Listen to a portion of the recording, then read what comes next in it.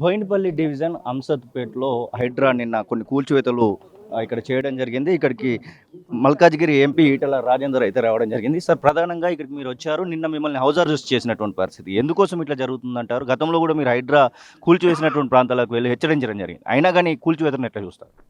నేను హెచ్చరించడం కాదు, స్వయంగా హైకోర్టే వందల సార్లు హెచ్చరించినట్టుగా వాళ్ళకు సిగ్గు లేదు. వాళ్ళు శనివారం వచ్చింది, ఆదివారం వచ్చిందంటే వందల మంది పోలీసుల సమక్షంలో ఇలా డోజర్లు పెట్టుకొని పేదల గూడు కూల్చేటువంటి ప్రభుత్వంగా ముద్రపడ్డది. రెండోది ఏమంటే ఇలా అస్మత్పేట సర్వే నెంబర్ 1 నేను అంటున్నా, మొట్టమొదటిగా నీకు దమ్ముంటే నీ ప్రభుత్వం ఇది ఆర్కియాలజీ ల్యాండా, ఇది ప్రైవేట్ ల్యాండా తేల్చు. ఒకవేళ ఆర్కియాలజీ ల్యాండ్ కనుక అయి ఉంటే, ప్రభుత్వ భూమి కనుక అయి ఉంటే, కట్టుకున్న ఇళ్ళు ఎవరైతే ఉన్నారో వాళ్ళకి ఎట్లా రెగ్యులైజ్ చేస్తూ వాళ్ళకు ఒక వెసులుబాటు కల్పించు. ఏ పేదలైతే ఇళ్ళల్లో పనిచేసుకున్న వాళ్ళు, మార్కెట్లో పనిచేసిన వాళ్ళు, ఆటో నడుపుకుంటున్న వాళ్ళు 50 గజాలు ఎవడు కొనుక్కుంటారు చెప్పండి? 50 గజాలు 60 గజాలు భూమి కొనాలంటేనే పేదవాడైతేనే కొంటాడు కదా. ఆ భూములు ఎవరైతే నిజంగా కొన్నవాళ్ళన్నారో వాళ్ళందరూ కూడా మీరు జీవో నెంబర్ 58 కింద వాటి రెగ్యులైజ్ చేసే ప్రయత్నించండి. నువ్వు చెప్తున్నట్టుగా ఒకవేళ పెద్దవాళ్ళు కనుక ఉంటే, ఎకరాల వేరే బినామీ పేరిట కనుక ఉంటే, రాజకీయ నాయకులే కావచ్చు, లేదా భూ కబ్జాదారులే కావచ్చు, లేదా అధికారుల పరంగా కూడా కావచ్చు, అవన్నీ కూడా ఆక్యుపై చేసుకొని వాటిల్లో పేదవాళ్లకు డబుల్ బెడ్రూమ్ కట్టేయమని చెప్పి డిమాండ్ చేస్తారు. ప్రధానంగా ఇక్కడ 108 ఎకరాలు మొత్తం ప్రభుత్వ ల్యాండ్ అని చెప్పేసి హైడ్రా ప్రకటిస్తూ ఉంది. కొన్ని ఫెన్సింగ్లు కూడా వేసినట్టున్నారు, మీరు కూడా చూసినట్టున్నారు కదా.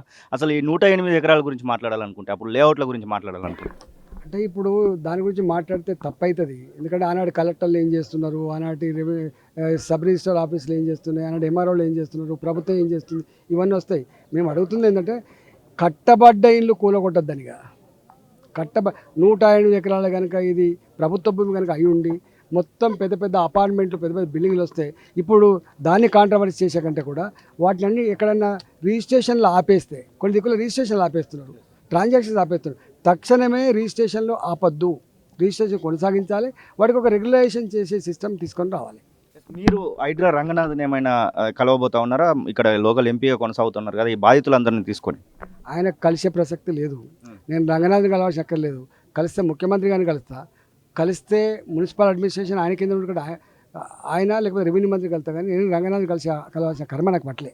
ఇంతకుముందు గమనించినట్టు ఏదంటే, ఇక్కడ మల్కాజ్గిరిలోనే తను ఎంపీగా పనిచేశాడు కదా రేవంత్ రెడ్డి. మరి మల్కాజ్గిరి గెలిపించినటువంటి వాళ్ళ మీద ఇట్లా చేయడాన్ని ఎట్లా చూస్తారు అసలు? ఎందుకో మరి ఆయనకు అవగాహన ఉందా లేదా, రిపోర్టు ఉందా లేదా ఆయన తెలవాలి. అంటే కష్టకాలంలో ప్రశ్నించే గొంతు కానీ ముందుకు వస్తున్నాడని చెప్తే మంచి మెజారిటీతో గెలిపించి ఇచ్చిండ్రు. ఆయన ఇవాళ రాష్ట్రానికి ముఖ్యమంత్రి అయ్యిండు. రాష్ట్రానికి ముఖ్యమంత్రి అయినప్పుడు ఈ మల్కాగిరి మీద ఒక స్పెషల్ ఫోకస్ పెట్టి డెవలప్ చేస్తారని చెప్పి అనుకున్నా. కానీ మొత్తం మల్కాగిరిలో హైడ్రా తెచ్చి పేదల ఇళ్ళు కూల్చాలని మాత్రం ఎక్స్పెక్ట్ చేయలేదు.